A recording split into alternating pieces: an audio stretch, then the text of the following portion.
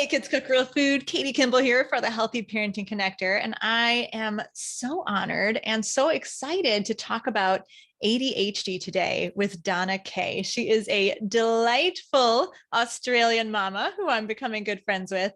And she is going to drop a lot of truth bombs today. Thanks for being here, Donna. Thank you so much for having me, Katie. It's always a pleasure and super excited to talk to your audience as well. And even though I am from Australia, I do live in Washington State in the US. So I'm all over the whole US thing, but I'm really excited to be here. So thank you so much for having me. And I will do my best not to slip into a really bad Australian accent as we move through the half hour, because I tend to take on what I'm hearing. And vice versa. There are some things that I say, and I've actually got to change some words that I actually say because people are like, what did you just say? So sometimes I will say something and you'll be like, just let me know if you don't understand what I'm saying. Totally. Well, I think it's a delightful accent. So this is only the second out of over 2 years recording Healthy Parenting Connector episodes on ADHD, which is kind of crazy. And that's why I'm really glad you're here, because lots of kids, and maybe what is the percentage currently in the America or in the world of ADHD kids? Oh, well, I mean, it's going up and up and up and every day, but I honestly, there's about 6 million in families that are impacted in America alone. But the question comes is it true ADHD, or is it underlying symptoms that are showing up as ADHD symptoms? So that's what I will focus on today. Look at you opening the curiosity loop, and I have not even properly introduced you yet.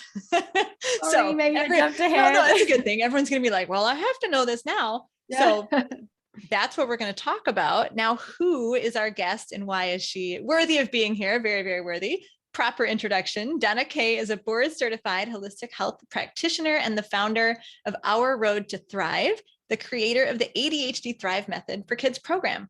But more importantly, she's a mother of a son with ADHD. So she's walked in the same shoes of all the families she helps.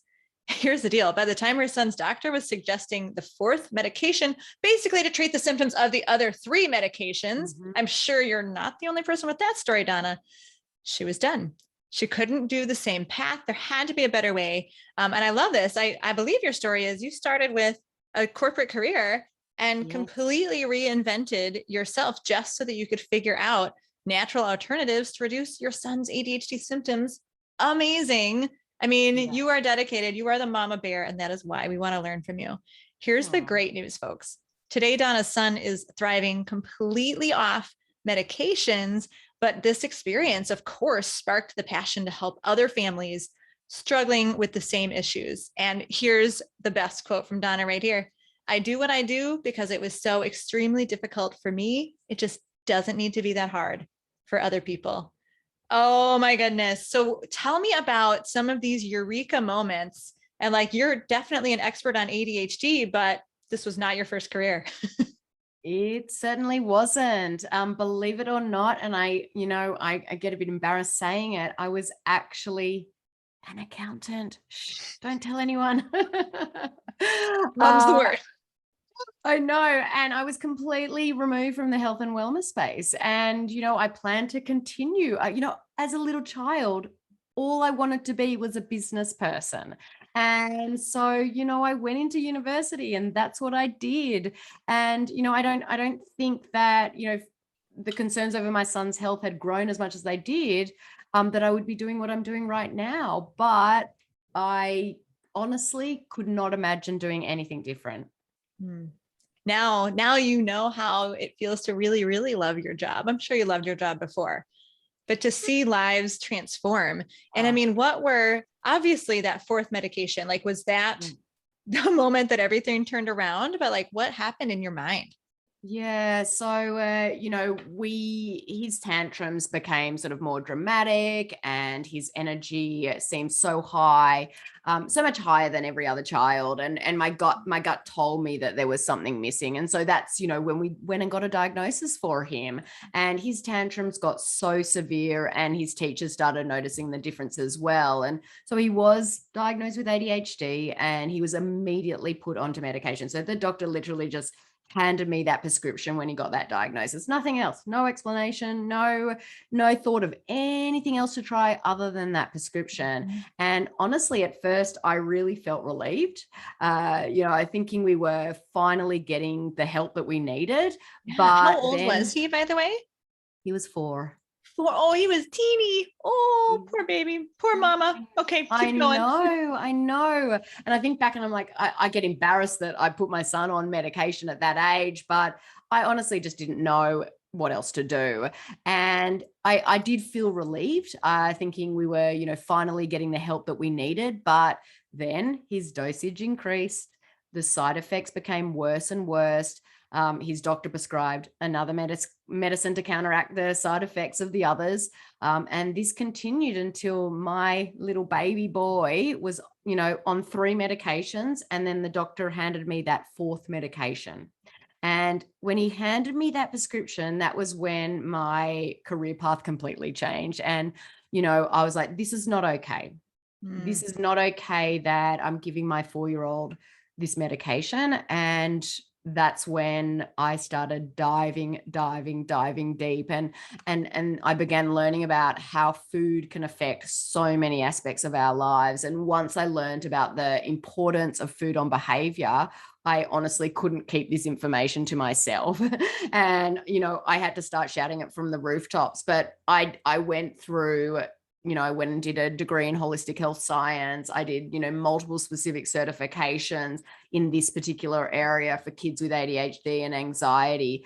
And, as I made, my son was kind of like a guinea pig, but, when I started making these changes and his symptoms started to reduce, it just fueled me, harder and harder, and made me want to, just dive deep. And I spent like years and years reading and educating myself and trying different things. But as I said, and as you said earlier when you were introducing me, it was so extremely difficult for me to get to where I am today and to help my son. I just didn't want anyone else to have to go through those struggles that my family went through. And really, that's what even fueled me even further. Yeah. And 2 things jump out at me with your story, Donna. And one is that most people, when they're struggling and they're not getting the help they need from, traditional medical doctors, conventional medical doctors, they think, I just want to find someone to help me. I want to find someone to fix this. And you were like, I'm going to reinvent myself to be the one to fix it, which is incredible. Like, that is an incredible passion and dedication, which is why all the families you work with are so blessed to have you on their team. The second thing is, my goodness, I believe you just said that he was still 4 when the 4th prescription was handed you. So the rate at which the prescriptions piled up, like in less than a year, for real? Oh, totally. Less than a year. I actually should go back and have a look. I don't even know if I've got those records anymore. I think I burnt them. But it just happened so quickly. At first it was like, wow, this is great, but it just snowballed. It was this snowball effect. And it's not that the first one didn't work, right? The first one actually did help the symptoms. Yeah, it did. And I remember like the first day that he had the medication, he was there playing quietly in his room, and I was like, hold on, is this what it's like to have a normal child? And I was like, this is amazing. But it really didn't last long. And, as it got more and more, he would have these meltdowns at the end of the day because he was coming off strong drugs. Oh. And it was awful. And it was this vicious cycle. And, you just trust what you're told. And I just didn't have that person where I could go, just tell me what to do, please. That's all I want. It's hard. It was, I'm sure back then, especially, it was harder to find. It's still kind of hard to find the right people who have sort of the right vision. But I've heard a few stories just in the past month of parents of kids with an ADHD diagnosis saying the medication is amazing at first. So relief is absolutely the right word. Don't feel guilty about that. But I heard you say another word, and I've got to pick that one a little bit. You said ADHD and anxiety. What's the relation there? Well, it's surprising how many kids with ADHD also have anxiety. And I'm not going to dive into this yet because I'm sure we will get into it in a little bit. But, Got it. the gut-brain connection and all the hormones and the neurotransmitters and everything there, a lot of the time they come together. But for him, his anxiety didn't come before we had the medication. The anxiety actually came as a symptom from the medication. So he just became a shell of himself. And or he's such an outgoing child, and he never had issues going to new places or things like that. But all of a sudden, he didn't want to go to school. He didn't want to go to new places. He didn't want to meet new people. And that just wasn't him. No, when you lose your child in a different way, in a different tragic way than to ADHD, it's not a good trade-off and no longer a relief for sure. So actually, that was my next question, was you talked about food being sort of your eureka moment, which means, ADHD is in the brain, food is in the gut. Let's dive in. Let's talk about the connection between gut health and the brain.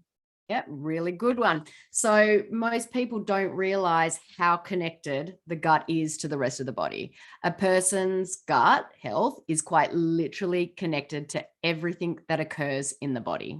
And 80% of the body's entire immune system is within the gut wall, along with billions and billions of nerve cells and an extensive amount of really good bacteria. But 90 to 95% of the body's serotonin and 50% of the body's dopamine is produced in the gut. And these neurotransmitters or hormones are the ones that help manage emotions and balance our mood. Okay. And so if our gut is not functioning well, you can understand that we aren't able to manage our emotions. But the gut-brain connection, there is a very close connection between the gut and the brain. And one of the first signs of disconnect in a brain is a gut that's not functioning well. And that's because there's that two-way communication between the two. And one of the main areas that is connected with the gut and the brain is the frontal lobe. And the frontal lobe is involved in things like attention and focus and executive function and planning and organizing, which are common symptoms of ADHD. So ensuring that the gut is functioning well is critical to the brain functioning well as well. But then you come back to food. Okay, we need to eat the right foods to make sure our gut functions well. So what kinds of foods are neuroprotective then? Well, there is a lot of foods that are neuroprotective, but for me to start, it's really about focusing on the foods that are going to reduce inflammation in the body, because there are so many foods that actually create inflammation. And when you've got inflammation, you can have a breakdown of the lining of the gut. And so, the biggest tip that we go forward and we suggest with families is if we want to heal the gut, we have to reduce the inflammation. And the biggest culprits for that inflammation are gluten, dairy, and soy. And these three, top foods, inflammatory foods that we eat, they create inflammation in the gut and causes these symptoms we feel everywhere in our body. So I asked the wrong question. You can put good foods in, but putting good foods into a damaged, inflamed gut is 100%. Like sprinkling, cleaner spray on a really dirty countertop. It's not going to help. You got to fix the problem first. Exactly. If we're still pounding our body with these inflammatory foods, anything else that we do is not going to work. I've got so many families that ask me questions. Oh, what supplement should I take to help with his ADHD? Or, what food should I be feeding? And I say that, diet is the foundation of everything that we're doing. It's like when you're building a house, a solid foundation, it's not optional. It's like a necessity. And if you don't have that solid foundation, that house isn't going to be very strong. And it's the same way with our bodies. Diet is the foundation of our health. And if our diet is poor, we can never function to our best. And so, if that gut is broken down, which most of the time it is, and I have worked with close to 1,000 families, and, you know, I've seen lab results, I've seen this in action. And, you know, in order to get the gut functioning, you've got to take out the foods that are creating the inflammation, and then you've got to feed the body, feed the brain, feed the gut. Oh, so well said. You guys, these are knowledge bombs. These are truth bombs. Okay. And if it sounds a little scary, just sit with it for a while, right? Because it does sound scary to cut out dairy, gluten, and soy. Oh, it does. What do you tell parents to motivate them to make that pretty big change? Yeah, look, it's a great question. I think, you know, when they hear, oh my gosh, gluten, dairy, and soy, it's so overwhelming. And I totally understand. I did it by myself. The best thing that you can do is really follow a step-by-step approach. Rome was not built in a day. You do not need to do this in one day. Okay. You need to give yourself permission to take things slow. And if that means one change a week or one change every 2 weeks, that's okay. You want this to be, you know, sustainable. You want it to be as easy as possible. And if you're going to dive in and take everything out in day one, not only is it going to be super difficult for you, but also for your child, because the child will need to go through some sort of mourning process as well, because all the things that they know and love in food are probably going to be taken away from them. But we don't take it all away. We replace it with better alternatives. And you don't want to deprive them. They're still kids. And so everything that I teach in my program is how to do this in a very slow, steady, you know, step-by-step process, but at the same time, not depriving them, because, you know, you don't want them to revolt and go, well, I'm not doing this. Yeah, excellent. That's so important. Now, obviously, your son is now off of meds. How old is he now, by the way? He is 12. He's in middle school. He's doing amazing. I was thinking he might even be older. So eight years, you know, in reality, like that is a long time, but it's not that long of a time. No. Such good success. Now, diet, huge. You called it the foundation. Yes. But is there a place for parents who still like aren't anti-conventional medicine? Can you do dietary changes but still keep that prescription? Yeah, totally, 1,000%. So I did a fellowship under Dr. Greenblatt, and he wrote the book Finally Focus, and he is a psychiatrist, and psychiatrists are trained to prescribe medication. Right. But he takes a very holistic approach to psychiatry, and he says that even if you are going to end up on medication, you still need to go through this process, because you'll find yourself in that vicious cycle of trialing medication, which is the right one, which works for the body, then constantly getting new symptoms, and then needing to up the dose constantly because the body is in a state of dysfunction. So you need to get the body out of that state of dysfunction before you go down the path of medication.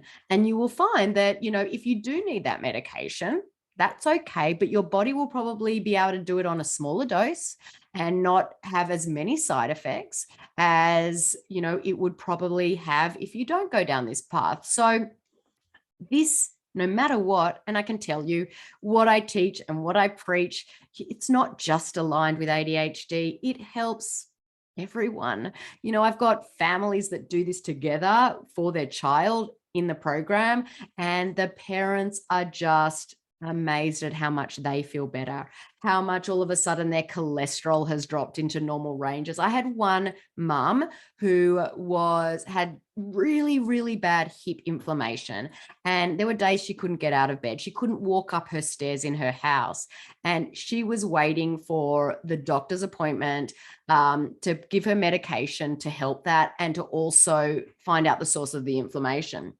So anyway, I think 10 weeks into my program, the doctor rang and said, we've got an appointment for you. And she's like, I don't need to come anymore. The pain's gone. The inflammation has reduced so much, and I don't need to come anymore. And that was all because we removed the top 3 inflammatory foods and we started feeding her body. Her pain's gone. So, you know, I talk about ADHD, but everything that I'm talking about today can help most people. So yeah, as I said, even if they end up in medication, it's better that their body is in that state of optimum health to be able to handle that. But I would say about 15% of the families that I work with, probably 15% of those kids have true ADHD, which is such a small amount when you think about how many kids are actually diagnosed with it.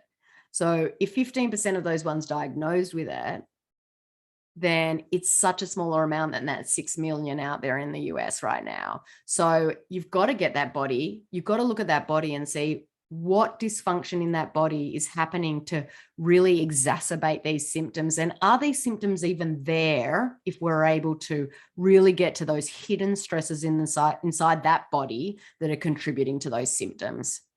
That is an incredible story. Not able to get out of bed and then just changing the diet 10 weeks. That is not very long. It is not very long at all. And the whatever prescription the doctor would have given her would have just covered that over. Would have just been a Band-Aid. It's a Band-Aid. And then, okay, so now I got to do some math here. 15%. If that number in your community extrapolates, right, to the 6 million, that's less than 1 million. But my guess is it's even less than that, because the people who are coming to you are like at wit's end. You know, they probably don't have like a real light case of ADHD. My guess is those light cases are just an inflamed gut. Wouldn't you think? Yeah, I 100% agree. And, you know, I'm only one person. I know there are a couple out there like me, but as you said, it's so hard to find that person just to guide you in the right way. But honestly, going through it, and I know how hard it is to have a child with ADHD. I know how much pressure this puts on the whole family. And, you know, all I would want to do when that was happening is just, you know, my house was not peaceful. My whole family, I will say this, but I really didn't like my son. I loved him, but I didn't like him.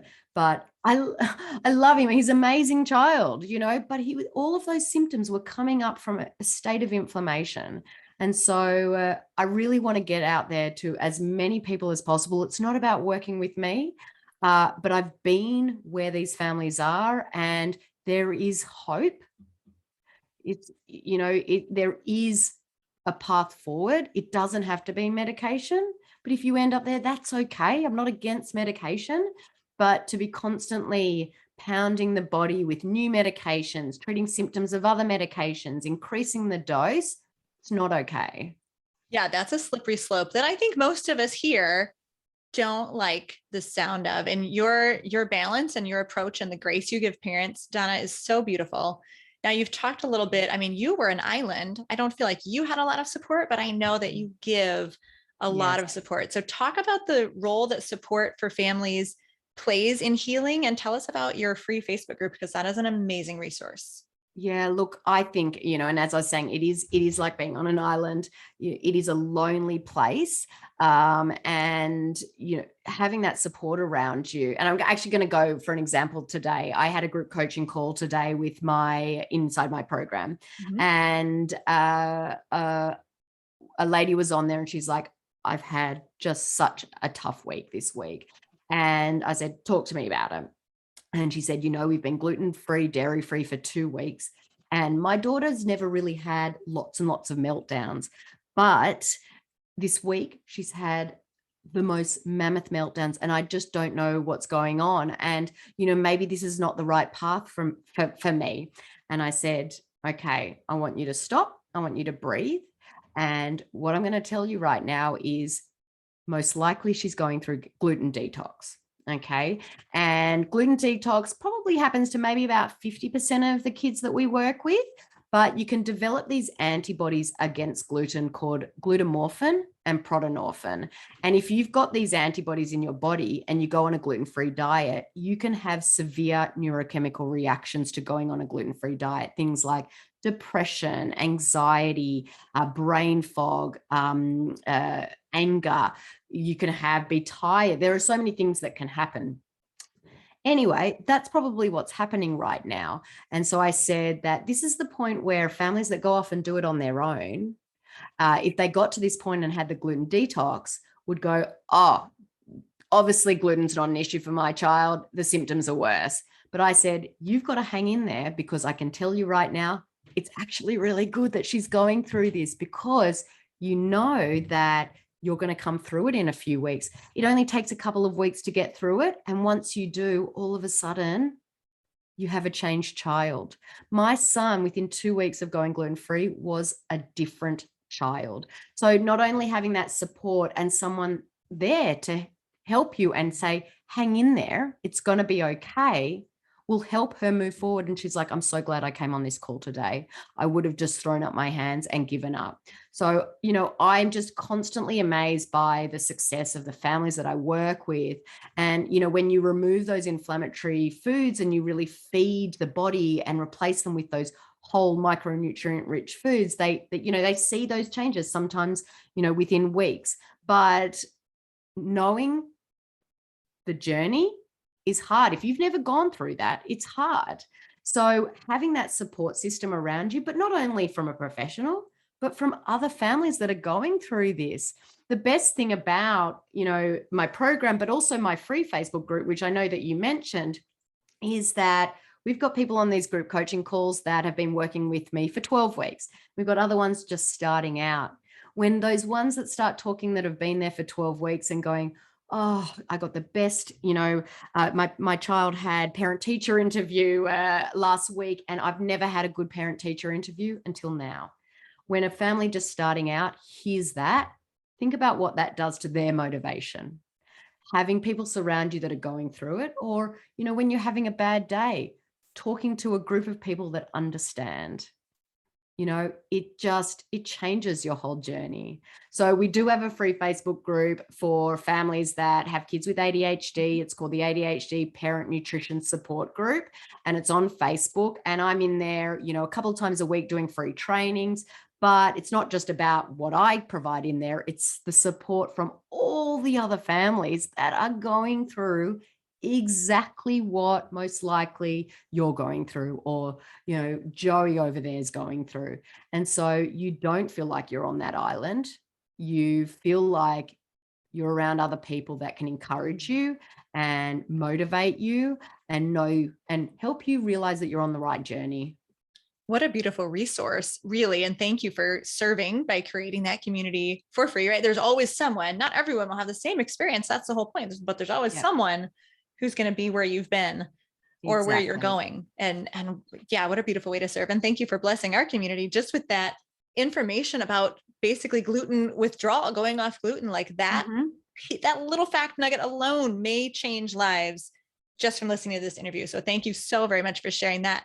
I'd love to talk briefly as we get close to the close here about kids in the kitchen. Obviously, that's what we love to see here at Kids Cook Real Food.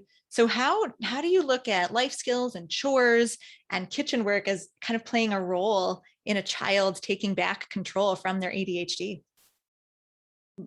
I think it is such an important aspect of everything. It's this holistic approach, isn't it? It's not just about the food. It's not just about the supplements. It's this holistic approach.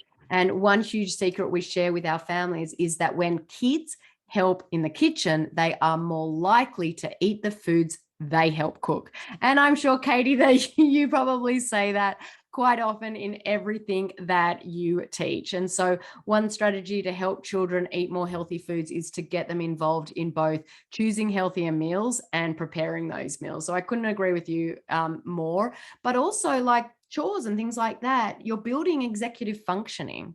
And one of the symptoms of ADHD is a lack of executive functioning. So learning these life skills, getting them involved in chores and getting them involved in the kitchen is not only going to help them build those skills, but it's also going to make them buy into this whole process. And, we are just building out a kids course, and where we're actually teaching kids, why they're going through this process. Because, a lot of the time the parents are just saying, you're going on a gluten-free, dairy-free diet. Okay. And the parent and the kids are like, well, what do you mean? Why? Like, I don't understand. So we're building out a course for kids to understand why they're doing this. But we're going to be having a very special guest on there.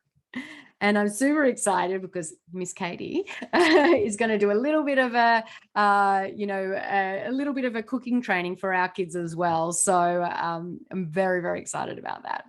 Well, and I cannot wait to see and experience that course. Possibly by the time people are actually listening to this interview live, that course will be finished. There's a bit of a time lapse here. So that's exciting. We will link to it if it's live. We will link to it as soon as it is live. If you're listening to this, in the future. I love that. So we're thinking about like if the prefrontal lobe is the weak part, if that's the part that's affected by this gut inflammation, it would make sense to exercise that muscle, right? To build the prefrontal lobe and do skills that take executive functioning. And I love that. I love that. That's your quote of the day is chores build executive functioning. Oh, I love that too. You said it. You did. You didn't even know it. So your stories have been amazing. Your community is amazing. I know that your program is literally a godsend for so many families. So let's leave parents here with a message of hope. So if you can encourage parents in some way, what do you want people to remember? I think I would want them to know that there is hope. Okay. So many parents feel trapped, like nothing they ever do makes one bit of difference for their neurodiverse child. I have seen it in my own family with my own son, and I've seen it in close to 1,000 other families that I have worked with. Hope is possible. Peace is possible. No matter how stuck you might feel today, there is hope for a better tomorrow.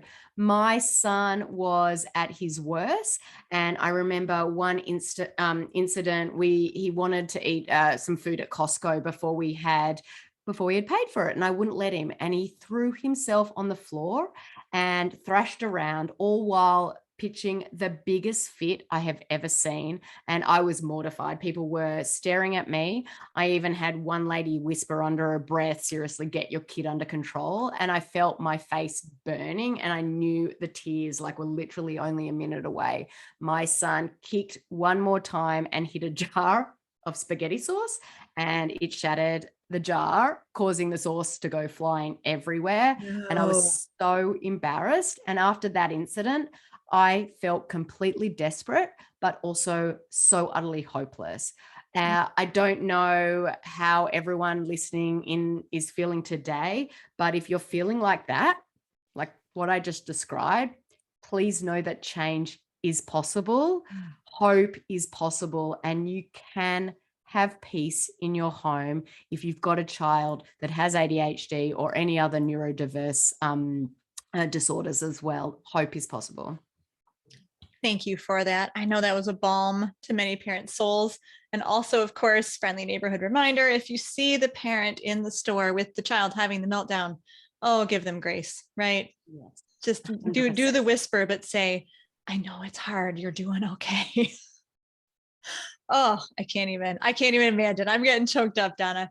I'm so tickled that you're here, and I'm honored that you blessed us with your presence, and your story is inspiring. Your story is full of hope. And I know that a lot of parents are really going to start making some changes and start grasping that hope instead of despair today. So thank you so very much for being here.